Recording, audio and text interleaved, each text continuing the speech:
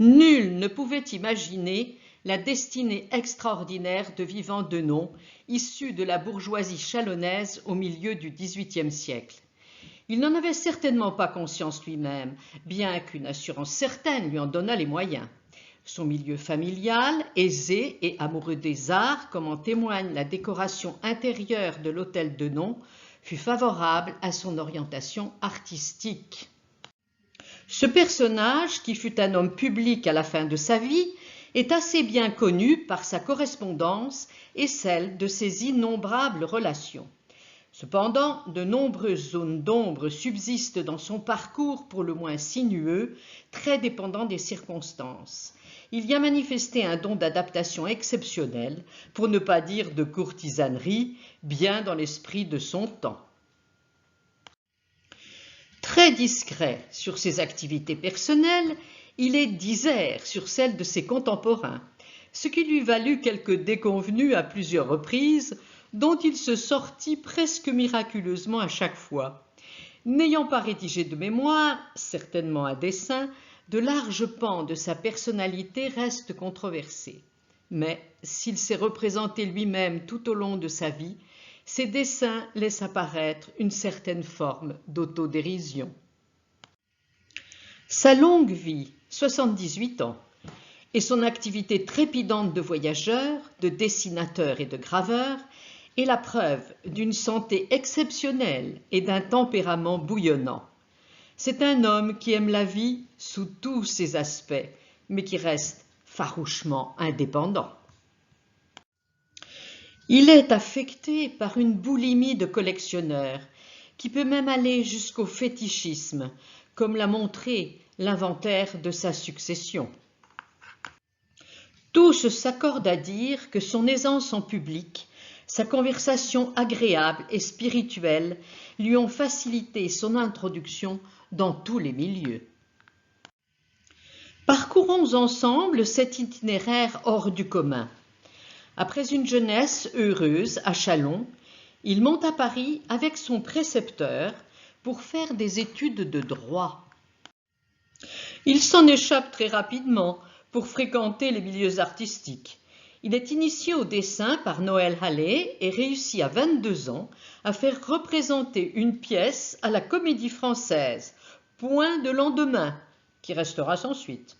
Grâce à des introductions à la cour par des appuis dans le milieu des collectionneurs, il réussit à obtenir une charge de gentilhomme ordinaire du roi auprès de Louis XV.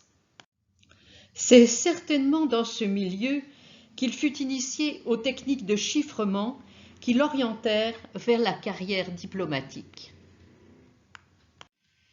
Il accompagne l'ambassadeur Durand de Distroffe à Saint-Pétersbourg et fait des rapports à Paris sur les événements de la cour de Catherine II. Il surveille en particulier Diderot, que l'impératrice avait invité et qui semble avoir des entretiens suivis avec le philosophe français. Mais il est pris dans une sordide affaire d'exfiltration d'une espionne et prié de rentrer à Paris. Sur le chemin du retour qu'il fait avec Vergennes, ambassadeur à Stockholm et nommé ministre des Affaires étrangères, son implication dans les affaires diplomatiques sera confirmée. Il est envoyé en Suisse à l'occasion du renouvellement des traités avec la France, sous couvert d'un tour où il fera de nombreux dessins de paysages. Sur le chemin du retour, il séjourne chez Voltaire, qu'il croquera dans des dessins qui déplairont à l'hôte, mais qui augmenteront sa réputation à Paris. Il est ensuite chargé d'effectuer un tour de l'Italie du Sud, commandité par l'abbé de Saint-Non, qui souhaitait enrichir le récit d'un voyage similaire qu'il avait fait quelques années auparavant. Il rapporte de nombreux dessins qui serviront pour ce récit, mais sans que son texte soit retenu par son commanditaire, ce qui le contrariera fortement. Il publiera séparément un récit de la partie sicilienne du voyage. Bien introduit à cette occasion À la cour de Naples, ayant appris l'italien lors de ce périple, il sollicite le poste de chargé d'ambassade à Naples, où il restera 6 ans et effectuera le même travail qu'en Russie. Il y fait la connaissance du peintre David, avec lequel une amitié se nouera et qui lui sera bien utile quelques années plus tard. Mais il s'attire l'inimitié de la reine Marie-Caroline, sœur de Marie-Antoinette.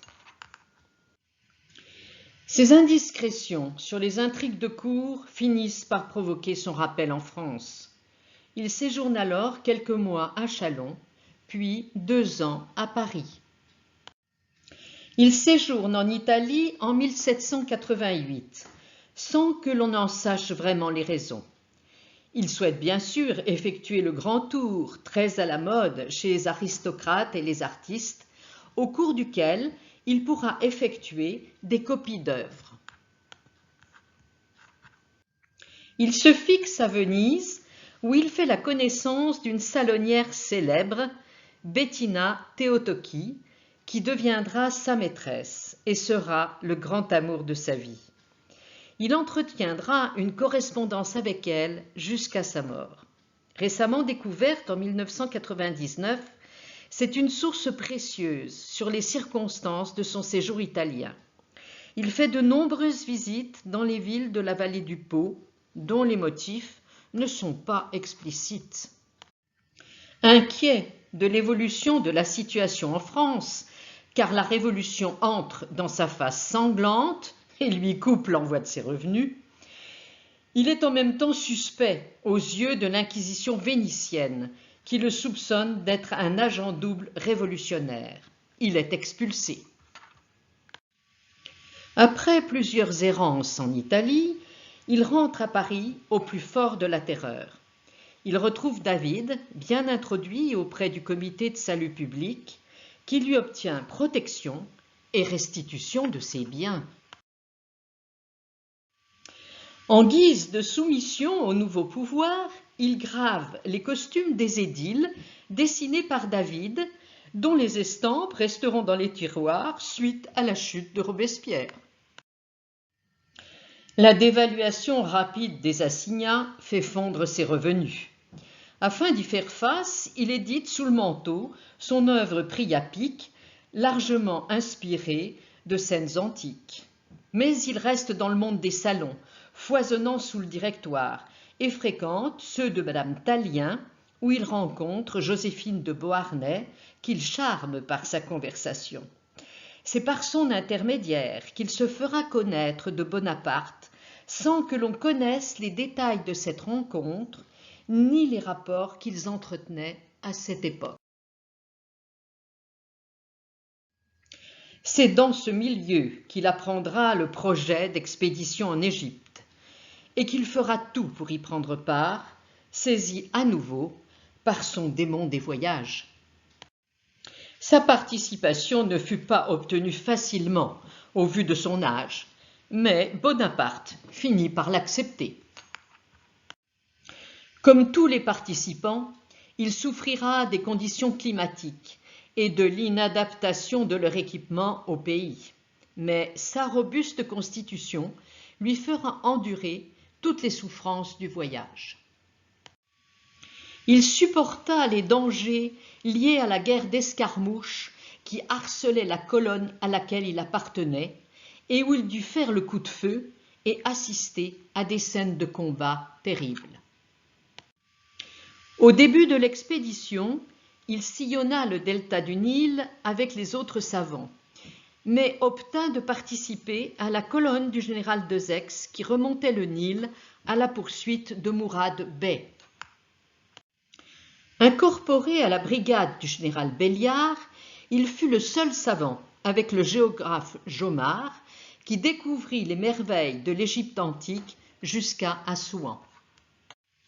Il fit de nombreux dessins des temples, tombes et monuments divers, ainsi que de la population.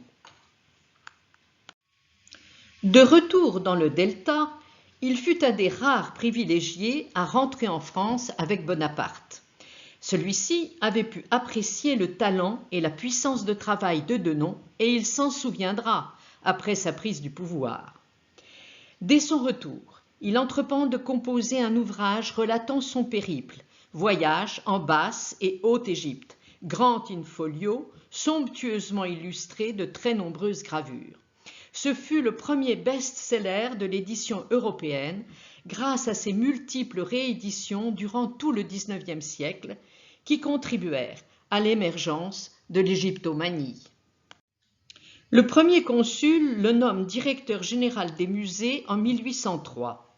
Loin de considérer ce poste comme une sinécure, il redouble d'activité et se comporte de fait comme un ministre des Arts, créant la commande publique et faisant feu de tout bois dans tous les domaines artistiques.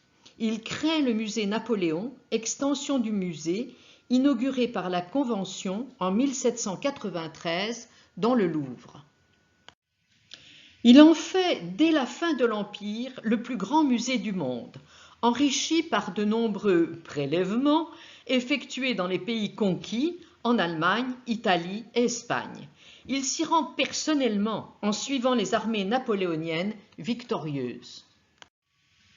Il sert enfin l'empereur en suscitant des œuvres à sa gloire, des tableaux, des médailles, les décors du sacre et du mariage avec Marie-Louise, la colonne Vendôme. La chute de l'Empire anéantit son œuvre, avec une restitution significative des œuvres au pays d'origine, même s'il a tenté de s'y opposer. Il démissionne de ses fonctions et vit dans sa collection personnelle impressionnante, constituée tout au long de sa vie, dont on connaîtra la richesse lors de sa dispersion par ses héritiers. Mort en 1825, il est enterré au Père-Lachaise où une statue de bronze perpétue sa mémoire.